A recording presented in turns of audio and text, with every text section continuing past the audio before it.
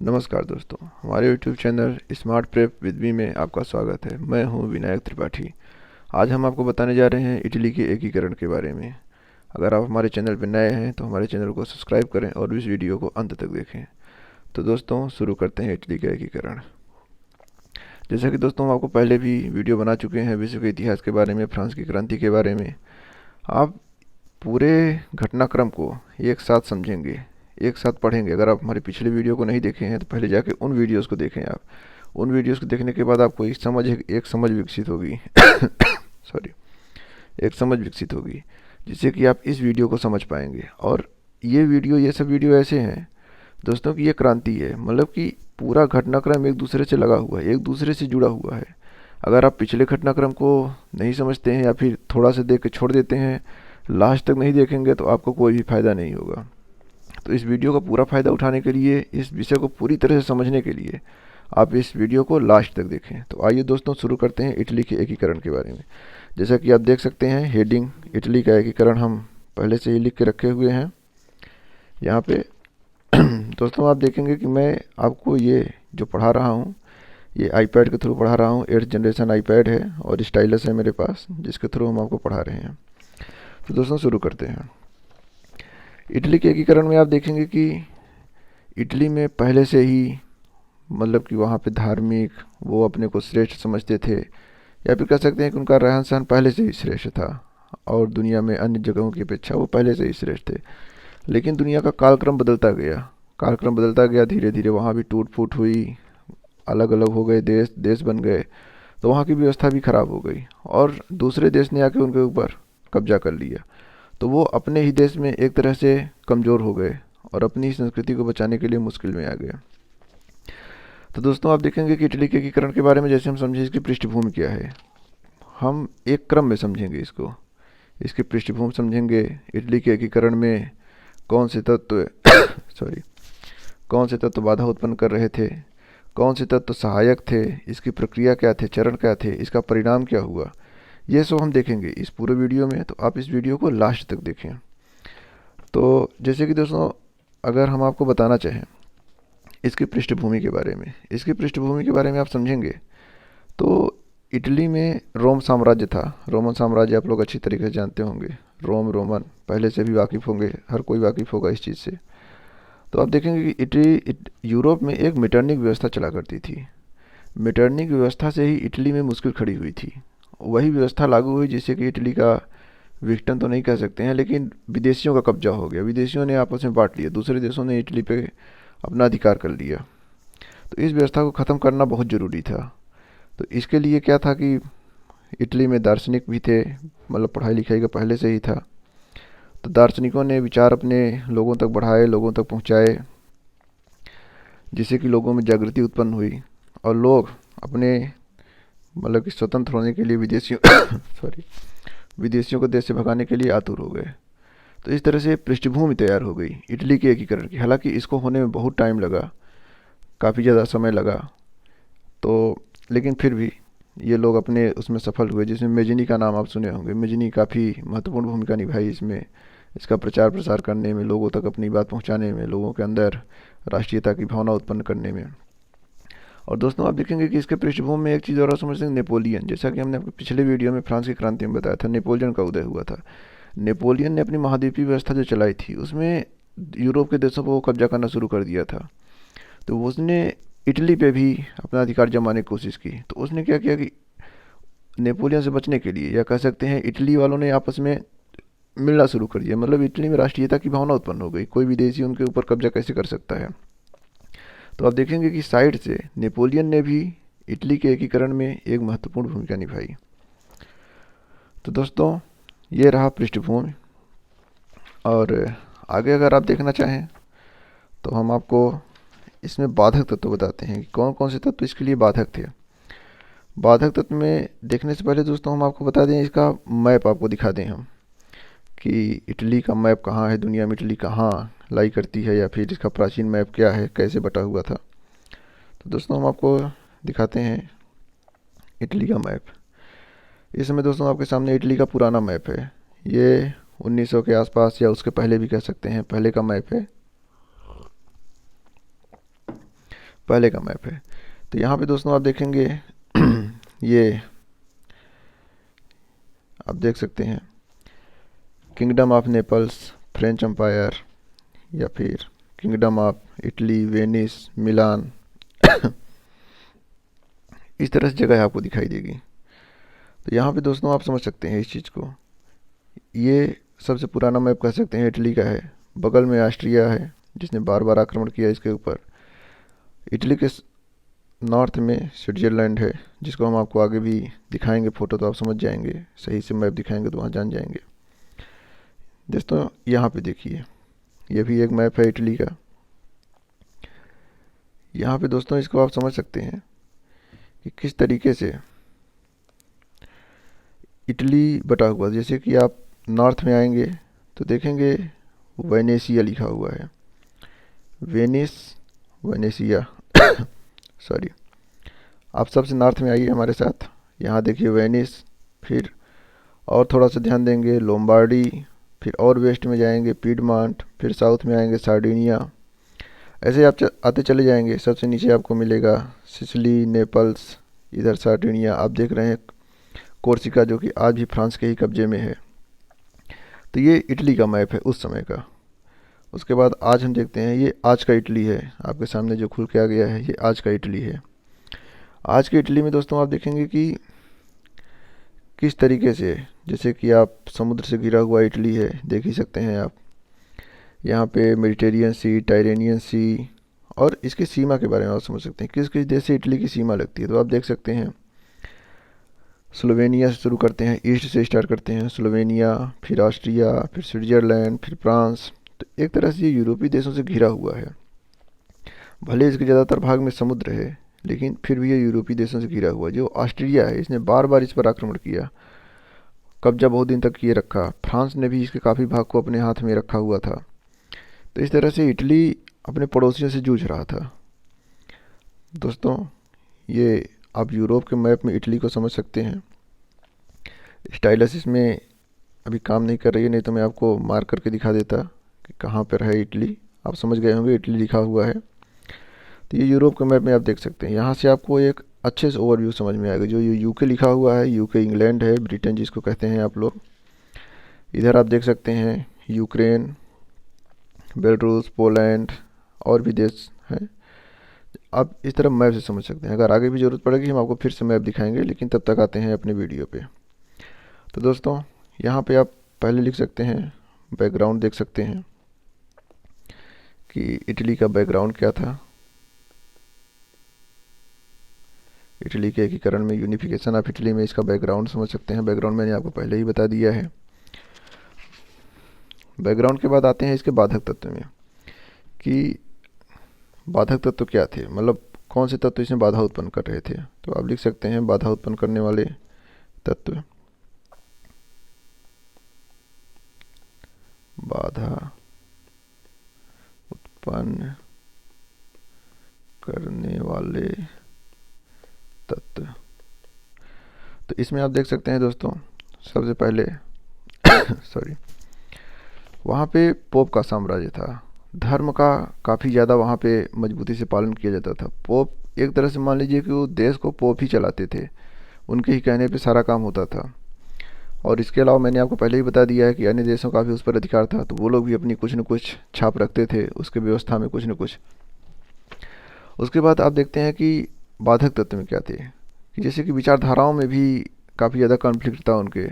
कुछ चाहते थे कि यहाँ गणतंत्र बने, कुछ चाहते थे संवैधानिक व्यवस्था लागू हो। तो ये भी एक बाधक तत्व थे उसमें। इसमें जैसे कि आप जानते हैं कि विचारधारा में मैंने पहले ही बताया आपको, मेजनी के ही रास्ते पे चलने वाला गैरिबाल्डी, इसके बारे में हम आपको आगे डिटेल में बताएंगे। उसके बाद काबूर जो कि पीडमॉन्ट का प्रधानमंत्री था, पीएम था वहाँ का। सबसे ज़्यादा महत्वपूर्ण भूमिका काबूर ने ही निभाई इटली के एकीकरण में। तो इनकी विचारधारा में कुछ कुछ अंतर था, जिसकी वजह से इटली के एकीकरण में, मतलब कि अंदर से, बाहर से तो ये काफ़ी मजबूत थे लेकिन अंदर से कुछ कॉन्फ्लिक्ट था। लेकिन बाद में इटली का एकीकरण हुआ, ये लोग सफल हुए। तो आगे देखते हैं, ये बाधा उत्पन्न करने वाले तत्व थे।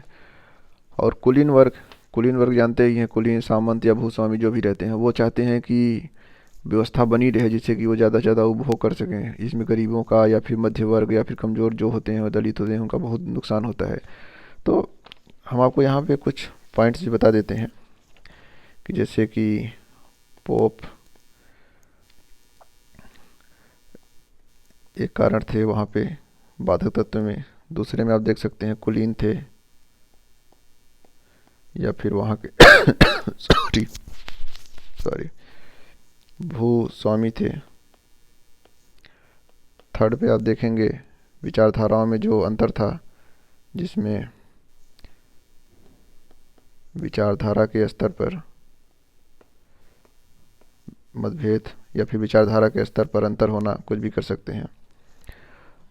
और आगे काबूर के बारे में मैंने आपको बताया ही है पहले ही। तो ये बाधा उत्पन्न करने वाले तत्व थे। अब आते हैं, देखते हैं कि इसमें सहायक तत्व कौन कौन से थे, किन तत्वों ने इटली के एकीकरण में मदद की जिससे कि इटली का एकीकरण हो सका। तो आप उसमें देखेंगे कि जो मैंने पहले ही आपको बताया है फ्रांसीसी क्रांति। फ्रांसीसी क्रांति पिछले वीडियो में बता चुके हैं, अगर आप उसको नहीं देखें तो आप जाके पिछला वीडियो हमारा देखें। तो फ्रांसीसी क्रांति में आप पहले लिख लीजिए इसको, सहायक तत्व। फ्रांसीसी क्रांति एवं नेपोलियन, इसको अगर कहें तो हम आपको बताते चलेंगे। फ्रांसीसी क्रांति एवं नेपोलियन। दोस्तों इसकी अगर आप कहेंगे तो हम पीडीएफ टेलीग्राम चैनल पर अपने प्रोवाइड करा देंगे। हम अपने टेलीग्राम चैनल की लिंक वीडियो के डिस्क्रिप्शन बॉक्स में दे दिए हैं, आप वहां से जाके एक्सेस कर सकते हैं उसको। सेकंड पॉइंट देखते हैं दोस्तों, कार्बोनरी संस्था। एक वहाँ पे कार्बोनरी संस्था बनी थी, इसके बारे में हम चर्चा करेंगे, अभी डिटेल्स बताएंगे आपको। कार्बोनरी संस्था और कोयला एवं लोहा, इसके बारे में आपको डिटेल्स बताएंगे। क्रांतियों में लोहे की बहुत बड़ी भूमिका थी, चाहे वो अपने देश में हो, चाहे विदेश में हो, चाहे जहाँ भी हो।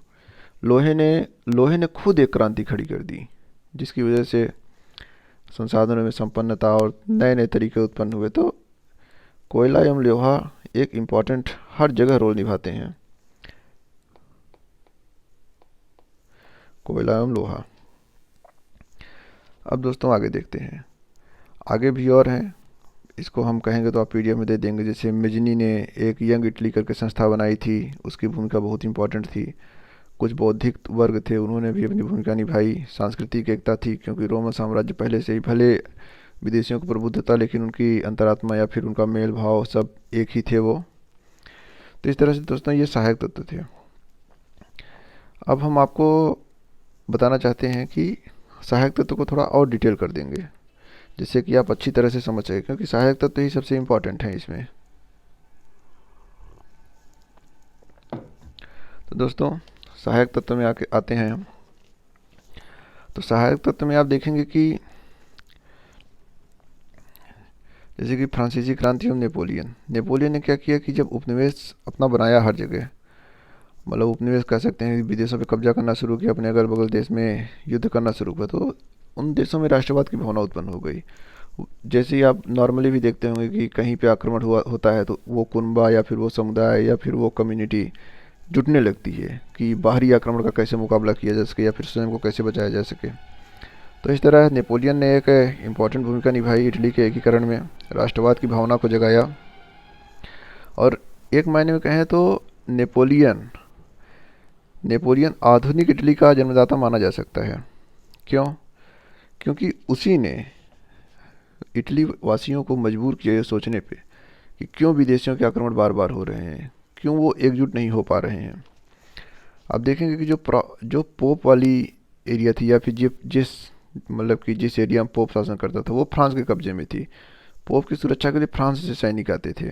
तो एक तरह से देखिए कि फ्रांस के भी सैनिक बीच इटली में, जो पोप का एरिया था वो मध्य इटली था, मध्य इटली में फ्रांस के सैनिक बैठे हुए थे। तो इस तरह से इटली में विदेशियों का बहुत ज़्यादा दबाव था। इसके आगे देखेंगे दोस्तों हम लोग कार्बोनरी संस्था, जैसे कि अभी हम आपको बताए थे कार्बोनरी संस्था के बारे में। हम अपने इसका कलर चेंज कर लेते हैं।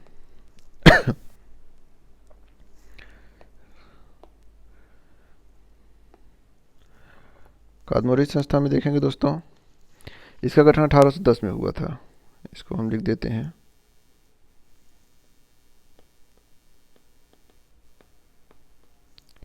कार्बोनरी संस्था सॉरी, 1810 में हुआ था। इस संस्था को इटली के जो कोयला मजदूर थे उन्होंने मिलकर बनाया था, और ये गुप्त क्रांतिकारी संस्था थी। मतलब कि ये सरकार या फिर राजा से फ्रंट पे नहीं लड़ती थी, ये अंदर अंदर काम करती थी और पूरे देश में फैली हुई थी। इटली के बाहर भी इसने अपना प्रभुत्व बनाने की कोशिश की हुई थी, और राष्ट्रीय एकता में भी महत्वपूर्ण भूमिका निभाई इसने। तो दोस्तों, कार्बोनरी संस्था वहाँ के मजदूर वर्गों की संस्था थी। मतलब कि जो निचले तबके के लोग थे, सबसे ज़्यादा जिनका शोषण होता है, अंतिम में उन लोगों ने मजबूर होकर कार्बोनरी संस्था बनाई और गुप्त संस्था बनाई, क्योंकि अगर सामने से बनाते हैं तो राजा उनको गिरफ्तार कर लेते या फिर कुछ इस तरह से कर देते कि वो अपने काम में सफल ना हो पाते। इसी तरह आगे चल के मेजनी ने भी 1831 में यंग इटली सॉरी एक यंग इटली करके एक संस्था का निर्माण किया। तो इस संस्था में उसने क्या किया कि नौजवानों को चुना, क्योंकि नौजवानों के अंदर वो मानता था कि असीम शक्ति होती है। नौजवानों के अंदर कैपेबिलिटी की कोई कमी नहीं होती है। अगर उनके सामने टारगेट हो तो किसी भी चीज़ को अचीव करने की क्षमता रखते हैं। तो इस चीज़ को मेजिनी अच्छी तरह से जानता था। तो उसने नौजवानों के अंदर क्रांति की भावना जगाई, नौजवानों के अंदर राष्ट्रीयवाद की भावना जगाई, और वो नौजवानों को ये बताना चाहता था किस तरह से ऑस्ट्रेलिया को इटली से बाहर किया जाए, क्योंकि ऑस्ट्रिया ही उसमें एक ज़्यादा बाधक तत्व था। वही पूरे इटली पे कब्जा करने की कोशिश कर रहा था, आक्रमण भी करता था बार बार। तो इस तरह देखिए दोस्तों कि मेजनी आगे भी बहुत भूमिका निभाता रहा। मेजनी आगे भी चलता रहा और लोगों को जगाता रहा अपने अधिकार के बारे में या फिर राष्ट्रवाद के बारे में। आप देखेंगे कि हर जगह जहाँ भी क्रांति हुई या फिर जहाँ भी अत्याचार होता है, जो भी होता है, लेखक की, दार्शनिक की, इनकी भूमिका बहुत ज़्यादा होती है। जैसे कि आप अपने ही देश में कह सकते हैं कि आज अपने देश में या फिर अपने संविधान का चौथा पिलर माना जाता है मीडिया। तो मीडिया में दार्शनिक ये सब उस समय भी बहुत ज़्यादा रहते थे, और यही सरकार को, राजा को निरंकुश होने से रोकते थे। मतलब लोगों को जागरूक करते थे कि निरंकुश न होने पाए, लोग अपनी आवाज़ उठाते थे और उनको खुद को बचाने की कोशिश करते थे। इसके बाद दोस्तों हम आते हैं, जैसे कि हम आगे हेडिंग देख चुके हैं, कोयला एवं लोहा। इसको आप कर सकते हैं कोल एंड आयरन। तो इसमें आप देखेंगे कि कोयले और लोहे ने क्या किया। जैसे ही कोयला आया, ऊर्जा का सोर्स मिला, एनर्जी, तो कोयले के आने से मशीनीकरण का युग शुरू हुआ। कोयला आया, कोयले को जलाकर लोहे को पिघलाया गया, लोहे को परिष्करण किया गया। तो जैसे ही लोहे के उपकरण बनने शुरू हुए, मशीनीकरण का युग शुरू हुआ, और मशीनीकरण का युग शुरू होने से उपभोगवाद की शुरुआत हो गई। जितना ज़्यादा मशीनीकरण होता गया, चीज़ों की उपलब्धता बढ़ती गई।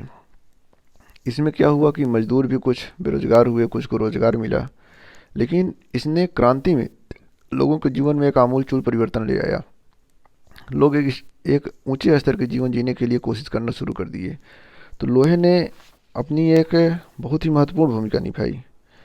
और जैसे ही मशीनीकरण का शुरू हुआ, आप देखेंगे कि फिर हर चीज़ का शुरुआत हो जाता है। परिवहन का शुरू हुआ, नगरीकरण हो जाएगा, उद्योग धंधे लगने शुरू हो जाएंगे, रेलवे का विकास होने लगेगा, सामाजिक गतिशीलता बढ़ जाएगी। लोग एक दूसरे से, मतलब ऊंच नीच की भावना, क्या कह सकते हैं कि अमीर और गरीब का रेशियो बढ़ना घटना शुरू हो जाएगा। तो काफ़ी ज़्यादा परिवर्तन आपको देखने को मिलेंगे लोहे की वजह से।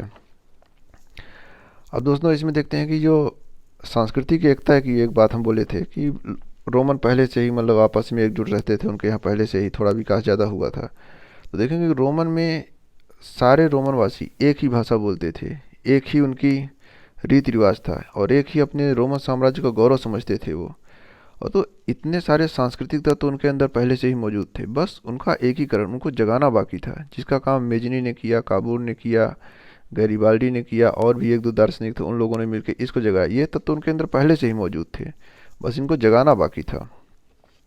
आप अपने भी देश के इतिहास में देखेंगे कि हमारा जो स्वतंत्रता का काल था, आधुनिक भारत का इतिहास जो है, वहाँ भी किस तरह से लेखक, दार्शनिक या फिर कई सारे कवि, इन लोगों ने समाज सुधारक कितनी अच्छी भूमिका निभाई। तो यही काम वहाँ भी कर रहे थे मेजनी जैसे लोग, वही हमारे देश में भी देखने को मिला। आप जानते भी होंगे, समझते भी होंगे। अब दोस्तों आप देखेंगे कि इटली के उदय में, इटली के एकीकरण में एक इम्पॉर्टेंट मोड़ तब आता है, क्रीमिया का युद्ध शुरू हो जाता है। सॉरी, क्रीमिया का युद्ध तुर्की और रसिया के बीच में शुरू हुआ। अब तुर्की और रसिया के बीच में युद्ध शुरू होने से यूरोप में पहले से ही ऐसा रहता था कि एक दूसरे की मदद करते थे देश, और मदद करने से विश्व युद्ध जैसी कंडीशन खड़ी हो जाती थी। तो यहाँ भी देखेंगे कि जब क्रीमिया का युद्ध शुरू हुआ तो कुछ देशों ने तुर्की का साथ दिया, कुछ देशों ने रशिया का साथ दिया। तो जो तुर्की का साथ देने वाले देश थे उसमें इंग्लैंड थे, फ्रांस थे। इन लोगों ने तुर्की का साथ दिया, और तुर्की, इन्हीं लोगों के साथ में काबुल ने भी अपना हाथ बढ़ा दिया कि भाई हम भी तुम्हारे साथ हैं। हालांकि काबुल खुद अपनी सत्ता को बचाने में लगे हुए थे, बचाना मुश्किल हो गया था क्योंकि उधर से ऑस्ट्रिया आक्रमण कर रहा था। लेकिन फिर भी दोस्त का दोस्त या फिर दुश्मन का दुश्मन दोस्त होता है, वो वाली कंडीशन थी। तो इसने क्या किया कि फ्रांस का साथ दिया, इंग्लैंड का साथ दिया तुर्की ने, सॉरी इटली ने, काबुल ने, पीडमान का शासक जो था, प्रधानमंत्री। तो आप देखेंगे कि जैसे ही युद्ध समाप्त हुआ तो लास्ट में जाकर तुर्की की विजय हो गई। तुर्की की विजय हो गई तो फ्रांस का शासक, फ्रांस विजयी हुआ तो भाई इटली की भी विजय हुई एक तरह से देखा जाए तो। लेकिन इटली को कुछ खास वहाँ पे हासिल नहीं हुआ। जब हासिल नहीं हुआ, लेकिन अब जीते तो थे ही कुछ न कुछ। तो जो फ्रांस का नेपोलियन थर्ड उस समय का वो था, राजा था वहाँ का, उसने इटली से कहा, मतलब काबुल से कहा कि बताइए मैं आपके लिए क्या कर सकता हूँ। मतलब कि वो खुश हो चुका था उस समय और इसने मदद की थी। हालांकि इनकी मदद कोई खास नहीं थी, लेकिन बस साथ थे। तो उसने भी बोला कि आप हमको ऑस्ट्रेलिया से मुक्त कराइए, और इसके बदले में आप जो कहेंगे हम आपको देंगे। तो फ्रांस मान गया। फ्रांस ने कहा कि भाई नीस और सेवाय दो क्षेत्र हमें दे दो, इसके बदले में हम तुम्हें मदद देंगे ऑस्ट्रिया से लड़ने के लिए। काबुल मान गया। तो उस समय पीडमान का शासक था विक्टर इमैनुअल, ये लोग मान गए। तो जैसे ही दबाव बढ़ना शुरू हुआ काबुल के इशारे पे, ये लोम्बार्डी सॉरी लोम्बार्डी, वेनेशिया, ये दो चीज़ें ऑस्ट्रेलिया के कब्जे में थी। तो जैसे ही काबुल के इशारे पे देखेंगे कि वहाँ के लोगों ने विद्रोह करना धीरे धीरे शुरू कर दिया। ये चीज़ ऑस्ट्रेलिया जान चुका था कि विद्रोह किसके इशारे पे हो रहा है, क्यों हो रहा है। तो ऑस्ट्रेलिया समझ गया कि अब युद्ध ही एक कारण बचा है, युद्ध करना ही पड़ेगा। तो इस तरह ऑस्ट्रेलिया ने युद्ध शुरू कर दिया पीडमांड के साथ। अब फ्रांस ने इसमें क्या किया था कि नेपोलियन थर्ड ने 2 लाख सैनिक सहायता देने का बात की थी कि भाई हम तुमको 2 लाख की सैनिक देंगे, ऑस्ट्रेलिया से लड़ाई करो। लेकिन जैसे ही ये युद्ध ऑस्ट्रेलिया से चल ही रहा था, ऑस्ट्रिया और पीडमांड का, उसी समय क्या हुआ कि प्रसा प्रसा भी युद्ध में ऑस्ट्रेलिया का साथ देने की ओर बढ़ रहा था। प्रसा और ऑस्ट्रेलिया आपस में बात कर रहे थे। तो फ्रांस देख रहा था कि अगर प्रसा युद्ध में कूद जाएगा तो इसका खर्चा भी बहुत बढ़ जाएगा, क्योंकि फ्रांस इधर से मदद कर रहा था, फ्रांस मजबूत देश था। अब फ्रांस अगर उधर हार होती पीडमांड की तो उसको फ्रांस की हार माना जाता। तो फ्रांस ने सोचा कि भाई इतना क्यों मुश्किल उठाएं, और उसने युद्ध को उतने पर रोक दिया। अब तक में पीडमांड ने क्या किया था कि लोम्बार्डी को जीत लिया था, वेनेशिया को नहीं जीत पाया था लेकिन लोम्बार्डी को जीत लिया था। उतने पे ही रोकना पड़ा। एक प्लोम्बियस की संधि कही जाती है, वो प्लोम्बियस की संधि हो गई और युद्ध को वहीं पे रोकना पड़ गया, क्योंकि फ्रांस ने अपना हाथ खींच लिया। और फ्रांस के ही दम पे ये पूरा लड़ाई लड़ने की कोशिश कर रहा था काबुल, तो थोड़े से ही उसको संतोष करना पड़ा। अब दोस्तों यहाँ देखेंगे कि उधर प्रसा भी एक मजबूत देश के रूप में उभर रहा था। प्रसा मजबूत देश के उभर रहा था, क्या था उसमें कि जर्मनी का उधर एकीकरण हो रहा था। जर्मनी के एकीकरण में भी, हालांकि हम जर्मनी के एकीकरण के बारे में एक अलग वीडियो बनाएंगे, तो जर्मनी के एकीकरण में भी नेपोलियन की ही भूमिका थी। नेपोलियन ने ही राष्ट्रवाद की भावना हर जगह जगाई, तो वहाँ प्रसा मजबूत हो रहा था। इस तरह देखेंगे कि जैसे ही 1866 में ये युद्ध हो रहा था इनका, पीडमांट और ऑस्ट्रिया के बीच में, और इसमें क्या हुआ कि वेनेशिया नहीं जीत पाए ये लोग, लेकिन लोम्बार्डी को जीत लिए। तो दोस्तों आगे देखते हैं। जैसे ही आगे बढ़ेंगे आप, तो इसमें आप देखेंगे कि एक हम आपको इसमें लिख के बता देते हैं। इसमें विल्ला फ्रैंका का एक विश्वासघात कहा जाता है, इसको हम लिख देते हैं।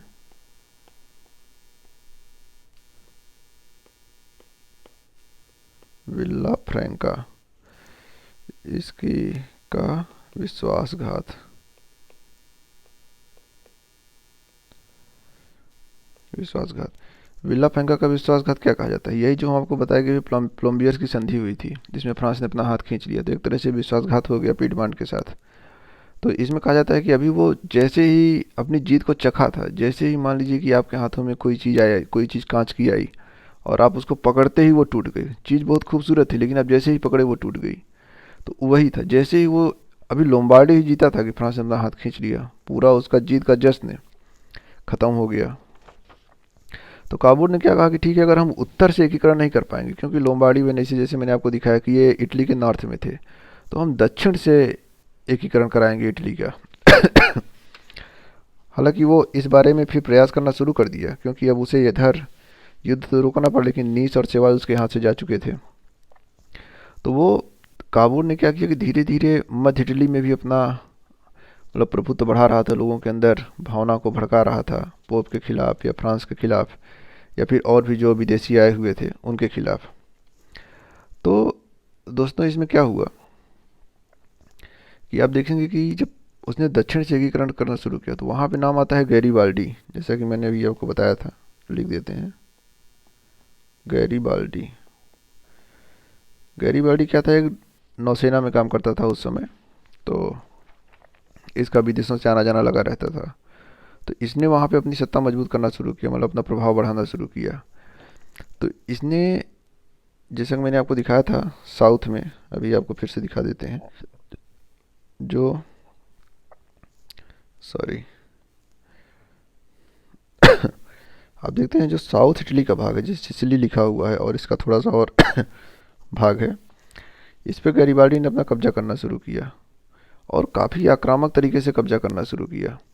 पैसे की इसके पास कोई कमी नहीं थी। तो इस तरीके से आप देख सकते हैं कि गैरीबाल्डी किस तरह से मजबूती की ओर बढ़ रहा था। हालांकि इस दो क्षेत्रों को जीत के पीडमांट के हवाले कर दिया। तो काबूल की जो योजना थी दक्षिण से एकीकरण, वो तो सफल होती हुई दिखाई दी, क्योंकि दो राज्यों को उसने जीत लिया, ऊपर से उसने लोम्बार्डी को जीत लिया था, पीडमांट उसका था ही पहले से ही।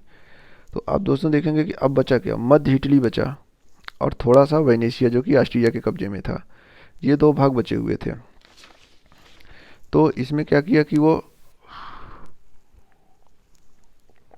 उसमें कब्जा करना शुरू किया, लोगों की भावना को भड़काना शुरू किया।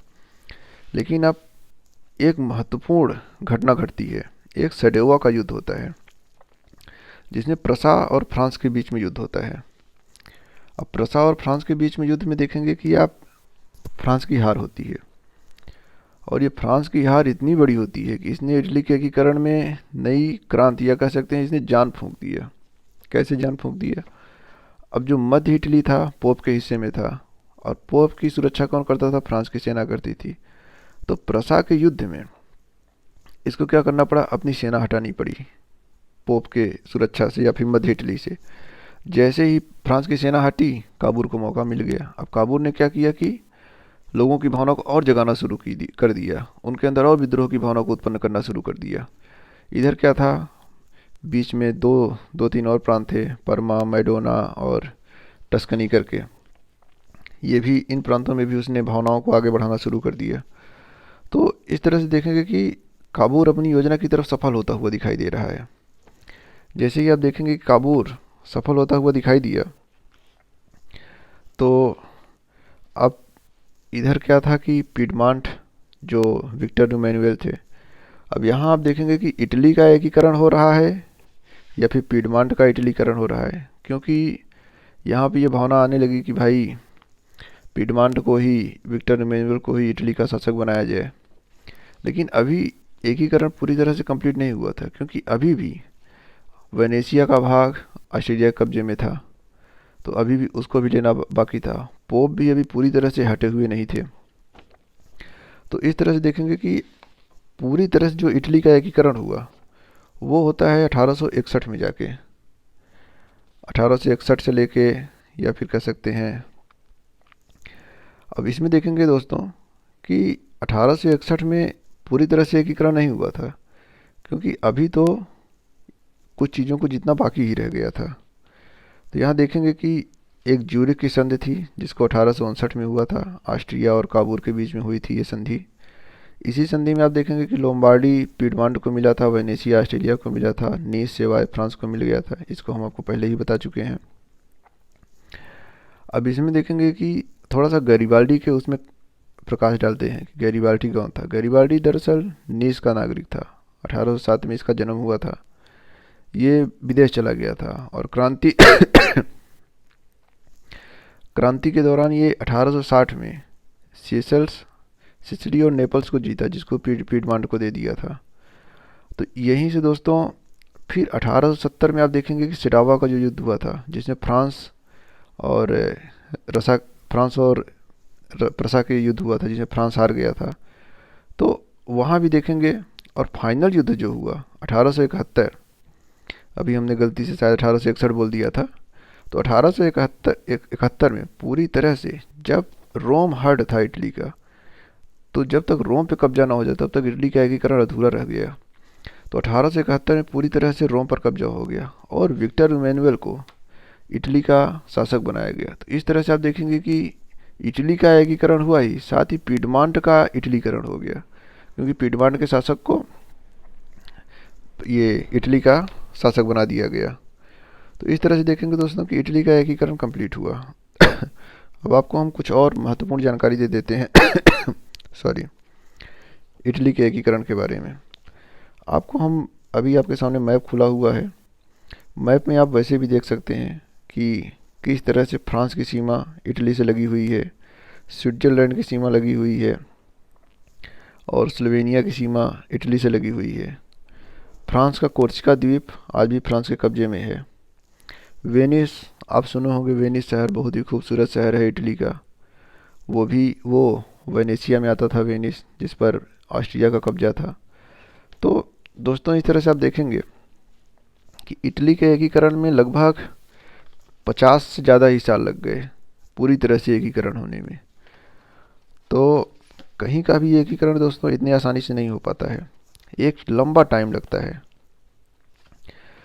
तो अगले आप इस तरह से पूरा देख चुके हैं कि इटली का एकीकरण कैसे हुआ। एक बार आपको हम समराइज कर देते हैं इसको। समराइज में आप देखेंगे सॉरी, बैकग्राउंड आप पहले बता सकते हैं, बाधक तत्व क्या थे ये भी बता सकते हैं, सहायक तत्व क्या थे, और प्रक्रिया चरण के बारे में हमने आपको बता ही दिया कि किस तरह से फ्रांस से युद्ध हुआ, किस तरह प्रसा बीच में आया, किस तरह नेपोलियन की भूमिका थी, किस तरह ऑस्ट्रिया के साथ युद्ध हुए, ये हमने आपको पहले ही बता दिया है।